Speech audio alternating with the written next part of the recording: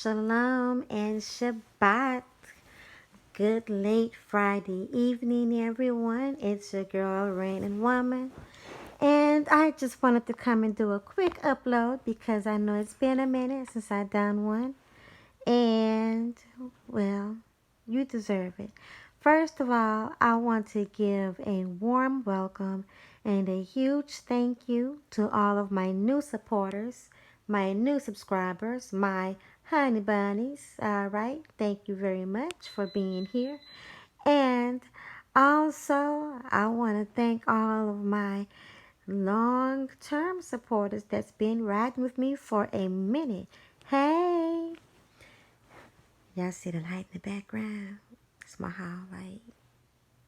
Actually, it's the bathroom light. My little lamp shining from the bathroom. This little light of mine, I'm gonna let it shine. Oh, this little light of mine, I'm gonna let it shine. This little light of mine, I'm gonna let it shine. Let it shine, let it shine, let it shine. Hey, this little light of mine, I'm gonna let it shine. This little light of mine, I'm gonna let it shine. This little light of mine, I'm gonna let it shine. Let it shine, let it shine, let it shine. That was so impromptu. I don't know why, just seeing the seeing the little beam, the little glare from my bathroom salt lamp made me want to sing my little light. I'm gonna let my light shine. Anyway, listen. I want to just talk to you all about power for a minute, right? Which this is not the first time, middle time, or the last time that you will hear me talk about power. Okay, I heard that beeping in the background. Okay, that's my alarm that needs me to go and check on it, and I do that often. I don't reset my code. Anyway, so that's what that is. It's not, look, it's not the battery from the fire alarm. It is not that. So, anyway, back to what I was saying. It's going to go off again. I heard it, but I'm usually immune to the sound of my alarm going off. Anyway, so, listen, I want to talk to you again about power. Listen, y'all. Sometimes we have to choose if being right is more important than being powerful and being responsible. Being responsible is being powerful. Things happen in our lives. Things happen in our relationships, right? On this journey that we're on in our life, this long life journey, y'all, it's full of things happening to us, with us, around us. Sometimes things work in our favor and sometimes they don't. Sometimes just bad things happen to good people. Bad things happen to bad people too. It don't seem like it, but bad things happen to bad people too. I digress. But when things happen to us and when we're offended by someone and some things, even in relationships, on our jobs, or whatever, it all applies. Sometimes we are holding on to our complaints, pointing our fingers at other people, making them wrong so we can make ourselves right. And when we do that, we're not taking responsibility over the whole situation, right? Sometimes we're so focused on making somebody wrong that it's not even about the act or the thing. It's simply about making somebody wrong, having a complaint. And it's about being able to share that complaint with other people so that we can commiserate, right? Which is not hard to do at all. You can always find somebody to join your commiserate party. Always. They are there for you. So when that happens though, is we're giving away pieces of our own power to our complaints. So let me see if I can give you an example. Let's say you're in a relationship, a romantic relationship with someone. A romantic relationship with someone. And they don't, let's say somebody cheated. Let's say you got cheated on in your romantic relationship. And you don't break up with the person. You know, when you find out or whatever, you just want to remind them constantly about the time that they cheated on you. And now almost anything that they do, or every time you get into even a small disagreement, it could be something like, I would say like him leaving the toilet seat up, but that's not small. That's really kind of a big deal at times. I'm not going to say it's big enough to fight over, but if you've never almost slipped into a toilet, not even almost, I mean, hell, if we haven't fallen into the damn toilet, you don't understand why it's a big deal. But that, man, that's some crazy stuff that had it happen. Okay, I digress. My bad. So let's say they do something else, not leave the toilet seat up. Let's see. What can somebody do? Have you argue about? I don't. You know what? Here. This is not a small deal. Anyway, okay. So let's say that they do something like leave a swallow of orange juice. I mean, it's literally a swallow of orange juice in the fridge. It's not enough to pour in not even a shot glass. I mean, just a swallow of orange juice in a big old container in the refrigerator. And you go into the kitchen. You get ready to make breakfast and everything. And you want a glass of orange juice. And all you have is this big old container with a swallow of orange juice. Your mouth was all ready for it. That's what you didn't want. Water. You didn't want coffee. You didn't want a smoothie. You wanted orange juice. And it's only a swallow.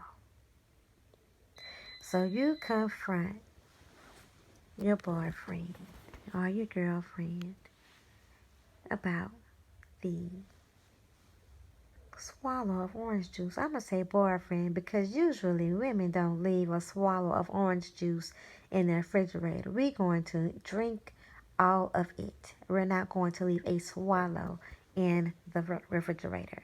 That's not what we do. So clearly I'm talking about a man now. So now what happens is you go to confront them and talk about the orange juice. The morning is damn near ruined now, pretty much. And then, on top of that, um, you just bring up the time that he cheated on you. Now, him cheating on you don't have anything to do with the orange juice. Nothing at all.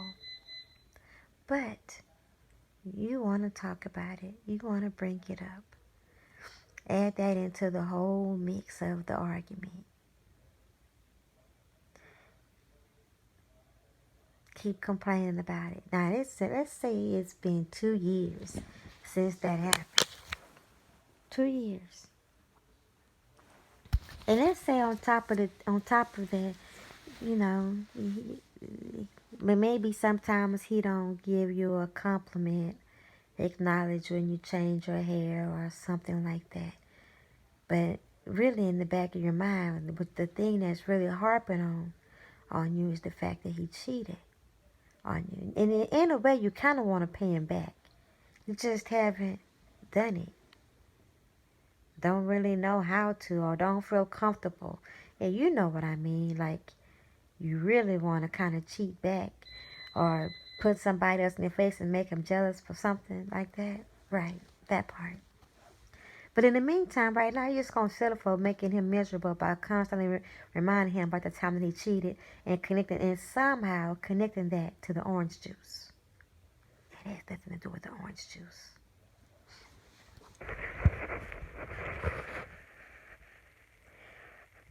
This person has expressed their love for you. They have moved past the cheating situation, even though you have not. They are not even, they're committed. They recommitted and are committed to you. But you can't get past them cheating.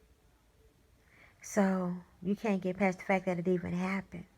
Even though you say you forgive them and you want to stay with this thing and work this thing out, you keep bringing it up. But every time you do that, I'm getting back to power. I'm about to tie it on in. But every time you do that, you're putting more responsibility of the entire relationship on him rather than yourself. You're spending so much time giving that energy that you're giving that your power because you're just focused on him being wrong and you're being right. Now, I'm not saying that him cheating is right. I'm not saying the act is right. No, the act is wrong. It's foul. Okay, let's be clear. It was foul. But to continue to want to make them wrong and keep that conversation and that complaint going takes the responsibility of the relationship off of you. And that's not powerful. That's actually disempowering. And it's causing you to miss out on something in the relationship as well as him. Because when you're complaining constantly and bringing old stuff up constantly, and you're insecure now about these things and jealous and frustrated and just trying to work through it for whatever reason, you're still there. You're missing out on the power of just being in love and being fully expressed. So, having love being fully expressed, minus the bickering and the complaining that's always in the shadow and in the background. You're missing the beauty of openness. You're missing the beauty of just being loving and being love and giving love because you're still focused on some pain, some hurt, some disappointment. And as long as you can continue to put it on that person, then you don't have to really do anything on your end either, right?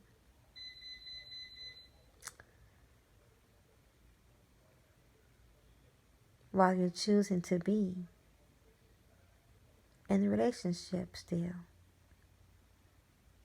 But rather than being peaceful and being happy and being able to move forward, you're being stagnant. Rather than living a love of power, you're living a love of frustration, angst, which is not empowering. It's not empowering for you or him. I'm not doing this to make anyone feel bad. I just or to bash anyone, any gender. I just want you to, us, not just you. Okay, now I'm very present to my throwing alarm and I need to go ahead and go do that code.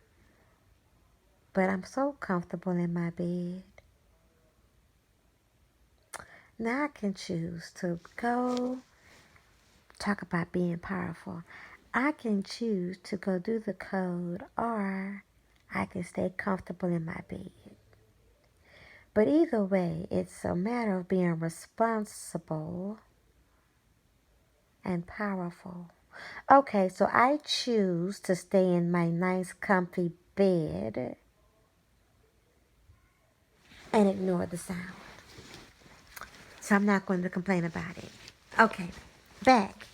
So, just like that. Just like that. If you're going to stay in a relationship, stay in the relationship with power,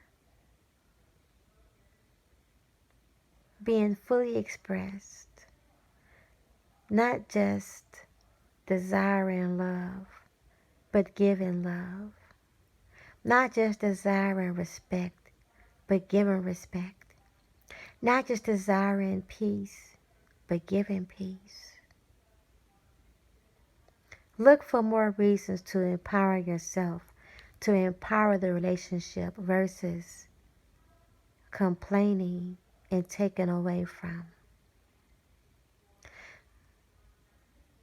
Love, just like everything else, needs vitality, and it needs good energy to drive it. Choose very wisely how you're going to use your energy to empower yourself in love, in your romantic relationships. But think about other areas of our lives too, where there's a constant complaint. Peace.